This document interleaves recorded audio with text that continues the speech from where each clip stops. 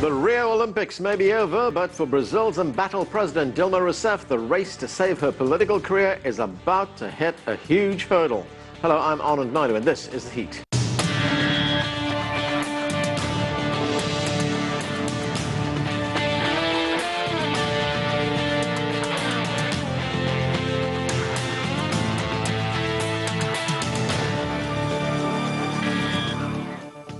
She was suspended in May and formally indicted during the Olympics. But this Thursday, Dilma Rousseff faces the biggest challenge of her political career.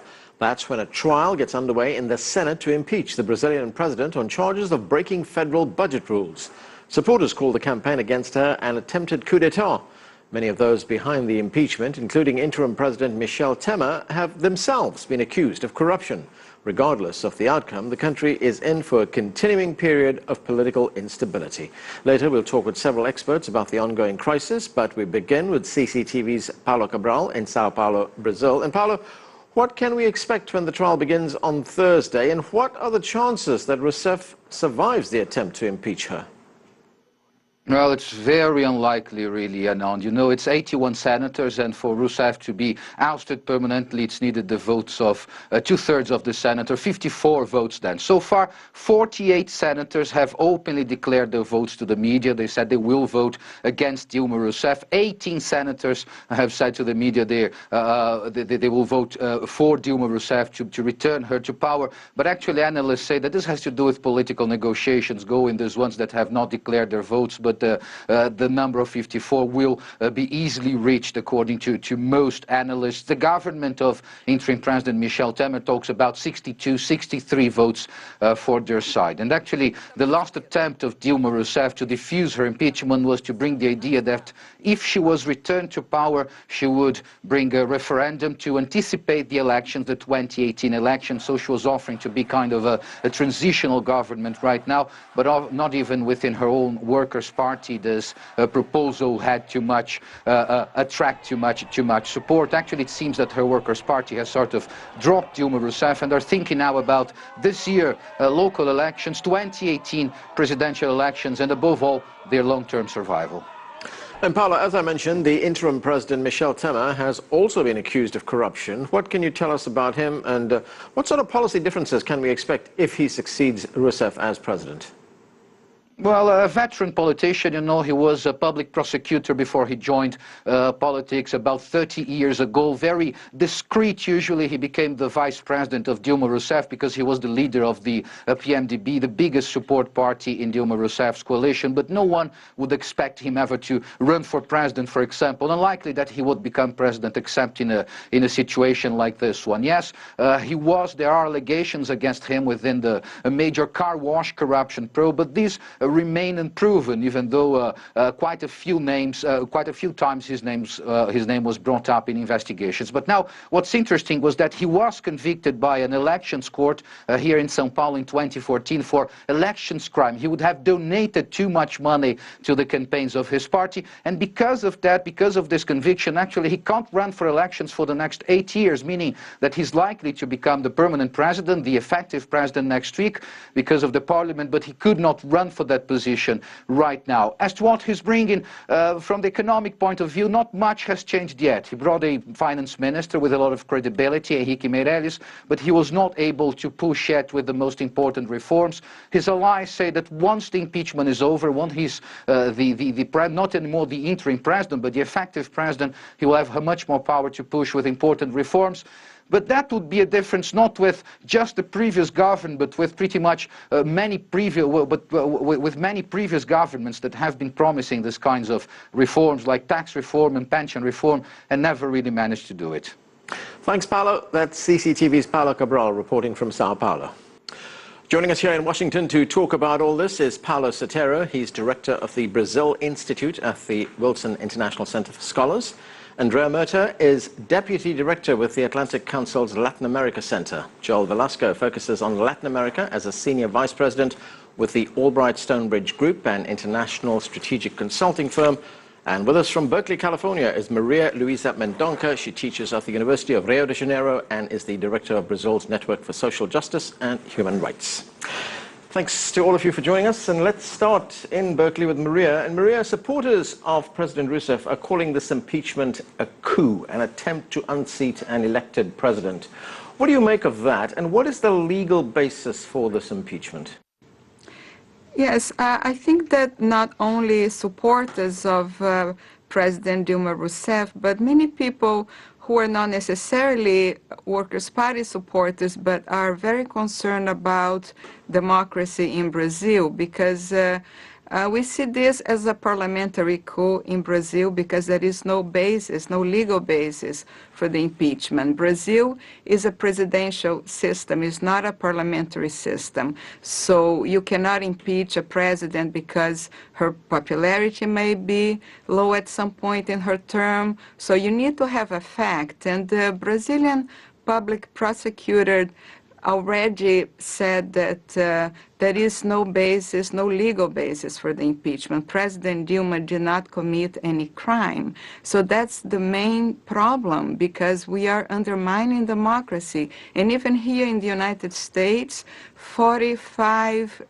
congressional members, House members, sent a letter to Kerry asking him not to support the interim government in Brazil. And so we see also, even from Congress members here in the United States, that there is a growing concern about what is happening in Brazil. Because if this impeachment is approved in the Senate now, that is going to undermine all institutions in Brazil. The credibility of all institutions now are going to be at a risk, a serious risk. Okay, Andrea, big question marks over this impeachment, depending on which side of the aisle you are in Brazil.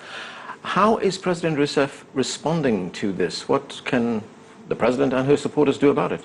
Well, she's making a political point right now. She understands that it's very unlikely that the Senate will absolve her of the alleged crimes that she has committed. It's the most likely scenario is that she will be impeached before the end of this month. And she's making a political, just signaling to people that support her or support the Workers' Party that she's still fighting, that she's insisting on her honesty and the fact that she didn't commit personal crimes of enrichment or anything like that. And I think that the Workers' Party is really looking into 2018. They're looking into their survival more of in the medium term and a longer term to see if they can revive out of this very big confusion that Brazil has found itself in with some strength going forward, really. Right, confusion is the word. This is a very complex case, especially for those who are outside Brazil. Joel, what are we to make of the fact that many of the politicians who are accusing this president of corruption, who are accusing this president of not carrying out her duties, are in fact themselves being investigated for far more egregious corruption charges? Even the interim president right now, Michel Temer, is under suspicion. Well, I mean, I think it's clear here that there are a lot of bad apples in this basket. Right. But because that does not mean that we simply suspend the due process of the impeachment procedures in Brazil. And I think the country has spoken. The Supreme Court has had oversight over this. I think the popular opinion has seen that every single session of the Supreme Court has been televised, which is, by the way, very different than what we have here in the United States. Every single session in the House and then now in the Senate is being televised, and everybody's having an opportunity to weigh in on this. I think light is shining on all politicians. President Rousseff may be one of the first to, let's say, be removed from office for this, but I don't think she'll be the last. The former Speaker of the House is likely to be removed following that, and who knows who else. Brazil has had a very strong experience, very good experience with impeachment in Brazil, and unfortunately, some people will criticize, say this is not a parliamentary democracy, but it is a democracy. It is part of our system to have impeachment in Brazil, just as it is here in the United States, and I think we're going to go forward in this manner. Right, Paulo. It is a transparent process, as Joel points out, but I guess the question is, what's motivating it? Is it political or is it legal? Two things. Part is political. Obviously, this is a political process. It's happening in the Brazilian Congress, and the political motive is very clear, and it is the fact that under Dilma Rousseff, the Brazilian economy was basically undone.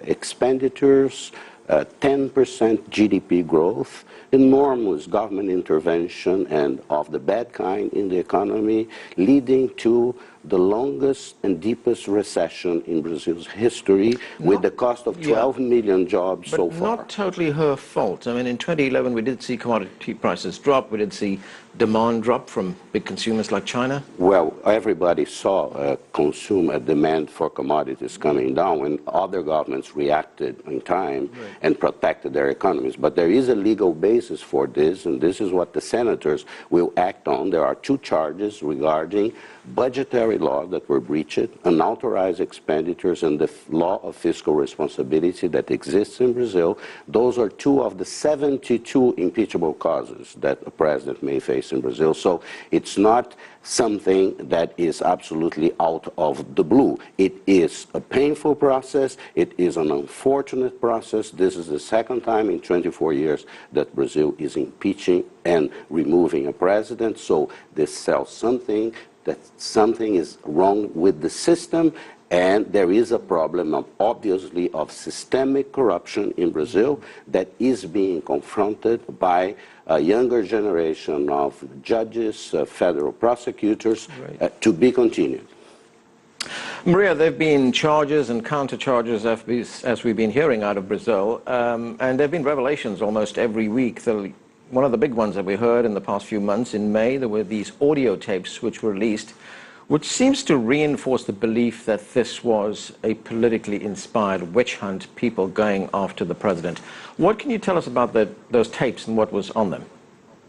Exactly, it's very clear. The impeachment, the main objective is to stop investigations of corruption. President Dilma is not being accused of any corruption charges, but all the senators and the House members who support the impeachment are facing very serious corruption charges.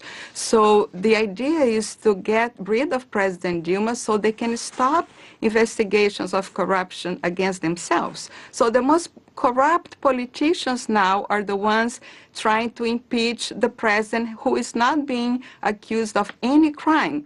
The Brazilian public prosecutor already cleared her of all charges. So we are seeing now a situation which is a political situation. You cannot impeach a president because there is an economic crisis in the country. When she was re-elected in 2014, we had a situation of full employment. The economy was growing. There was a lot of investments in education, in healthcare, and now what we see just in a few months, the interim government that was not elected is already changing policies very quickly, cutting social programs, cutting investments in education, healthcare, job creation. So I think we're going to enter a situation of the worst economic crisis ever in Brazil, and we are not under a democracy anymore. Joel, you want to respond to that? Well, I mean, first, it sounds like my 2 kids where, well, you know, one's trying to blame the other and says, well, Dad, you know, you can't do anything to us. Well, 2 wrongs don't necessarily make her unimpeachable. Yeah. The fact is, she has been found by the Brazilian lower house to have committed, they've accepted those charges. And that includes certain violations of the law that are constitutionally impeachable offenses. The Senate is going to vote on this, just as it's stipulated in the Constitution, as we've done before, and the Supreme Court, as I said, has looked at this. To say this has no legal basis, I'm not an attorney, but every justice of the Supreme Court who's looked at this and others have approved it. And just in the last couple of days, what we've seen is the OAS, the Organization of American States, challenging, asking for this, and the Brazilian Senate and the House have submitted, you know, tens of pages of responses outlining every single step they have taken. Yeah. The biggest proof of this is that this is a legal process, is that Dilma is participating in it. She didn't stay, she could have stayed in office and says, take me out of here. This is a coup.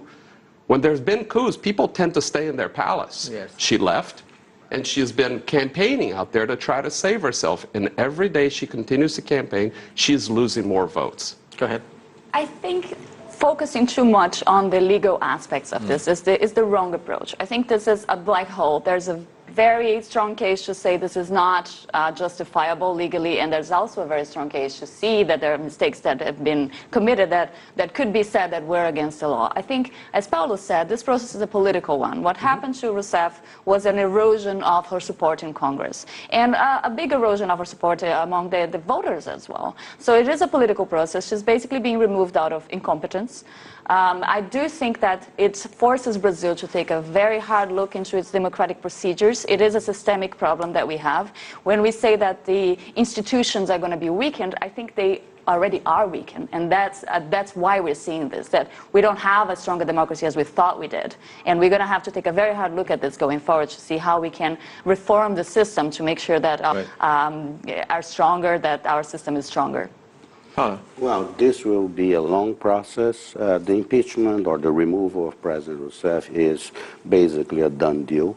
The crisis really comes after that, where you have to control a fiscal situation that is very, very big. The deficits are enormous. They require structural adjustments that have to lead to a situation of economic growth while sharing prosperity. One of the merits of the period before now was precisely that Brazil was able for a while to find the path to growth while distributing income and growing its middle class. This is what the challenge is, but with this type of structure in the state that we have now, with the state costing much more than people are willing to pay, we have a problem. This will be confronted somehow. Whether we are going to succeed or not is a question mark at this point, but to go back to what Joe said, it's important. President Dilma Rousseff, on Monday the 29th, will appear before the Senate to defend herself, therefore giving legitimacy to the process. If this was anything similar to a coup or a parliamentary coup, she should have denounced this from the beginning, not defend herself, and just ignore the process. She participated in it, and actually, by the way, she by now has lost the support of her own party, because she offered the other day, if the Senate would spare her from removal from office, to call for a plebiscite about having new elections. And the president of the Workers' Party criticized that proposal, saying that this was not a good idea. So she is very isolated. Okay. We are going to have to take a break right now. More of our conversation when we return. Stay with us. You're watching The Heat.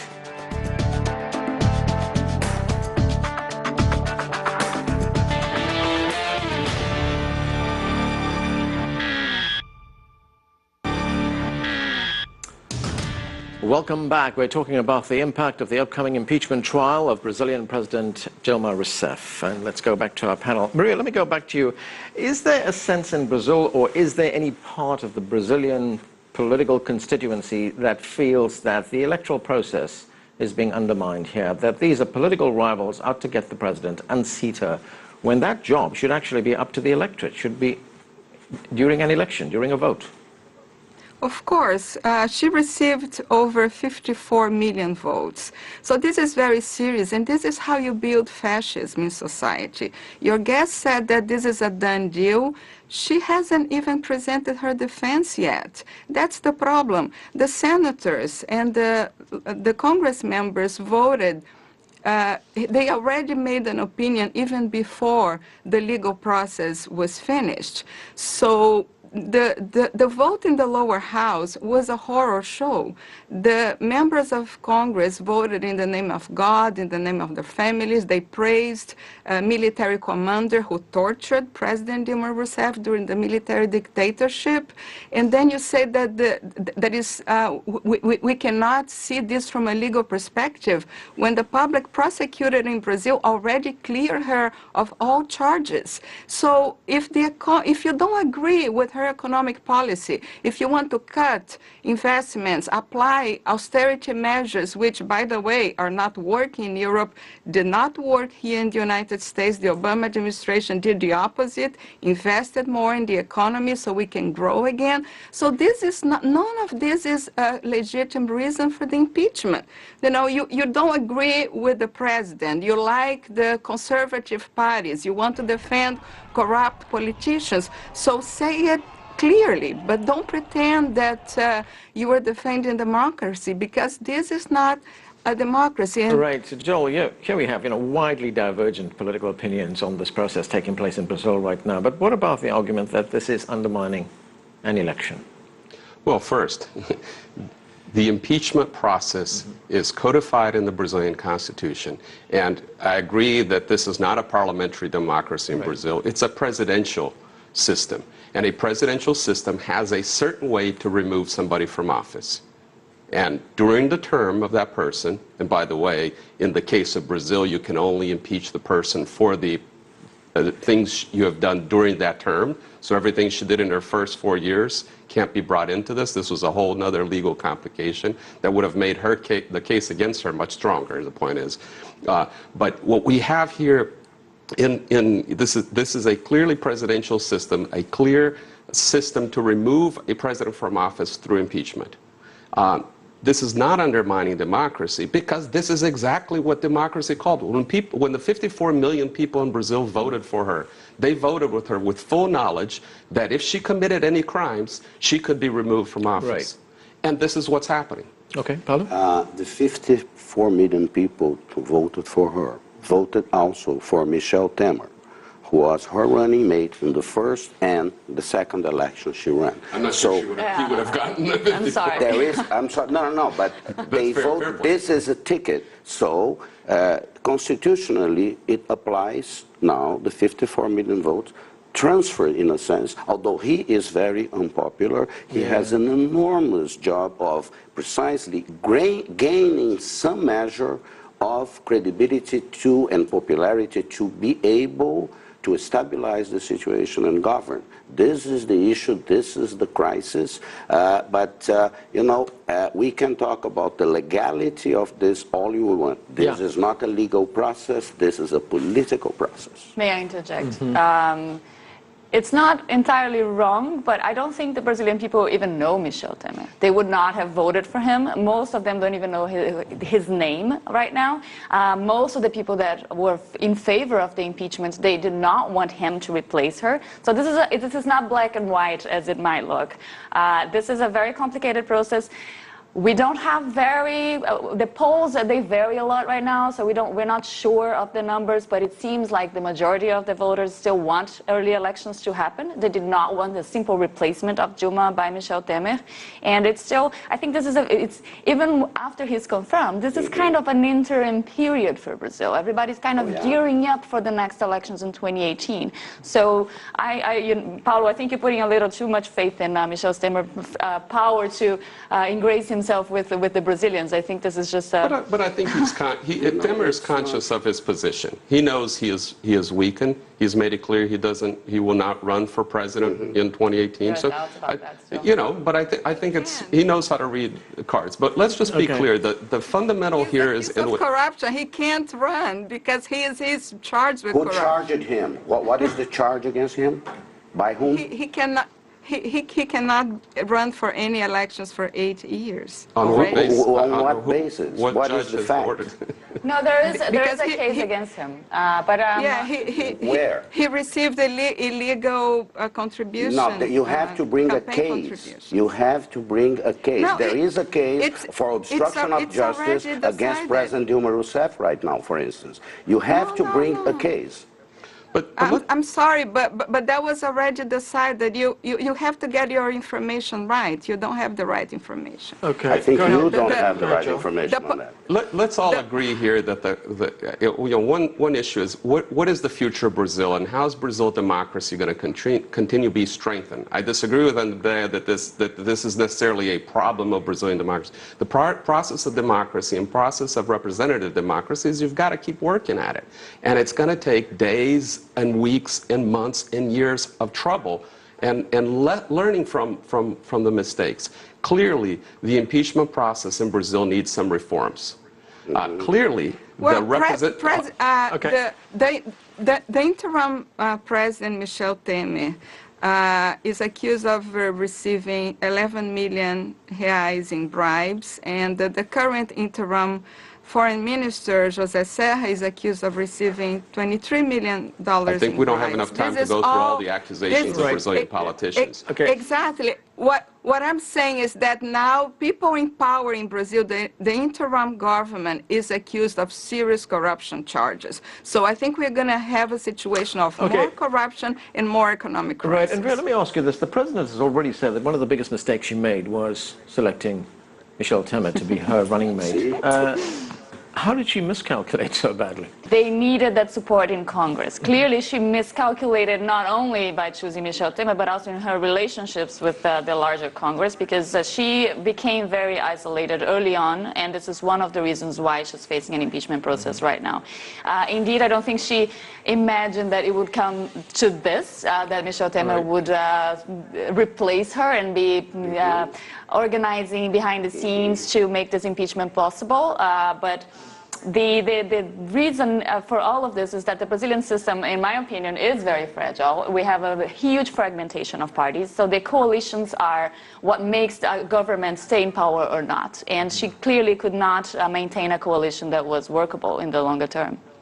Paulo, does this strengthen Brazilian democracy? Well, it depends on what happens from now on. What has to happen for Temer to govern, for us to go to the 2018 election, is that the economy in Brazil goes back to economic growth, and that growth is distributed. The result of prosperity is shared. Without that, there will be no leader in Brazil that will be able to stay in power with support and doing the very difficult things that they have to do to correct the structural problems we have. Pension systems, labor laws, and things that are all good, but need to be done in ways that are sustainable, that can pay, that can be done on the longer term. And we have a crisis here, and this crisis will take a long time to solve. Maria, how soon we forget that there was a country that just staged one of the most successful Olympics, and now we're talking about this. Is there any chance that Dilma Rousseff will survive this?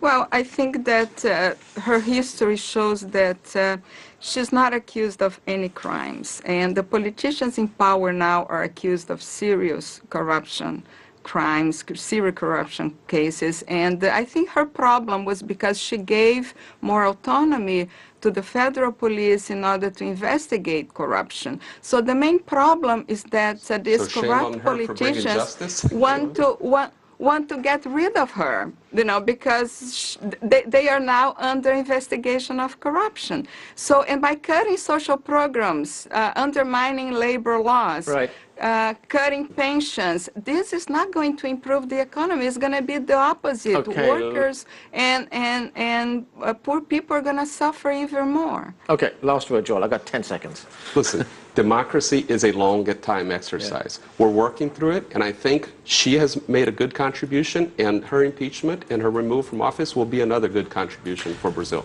All right, and that's where we have to leave it. Thanks to all of you for joining us. That's it for this edition of The Heat. I'm Anand Naidu in Washington, D.C. Thanks for being with us.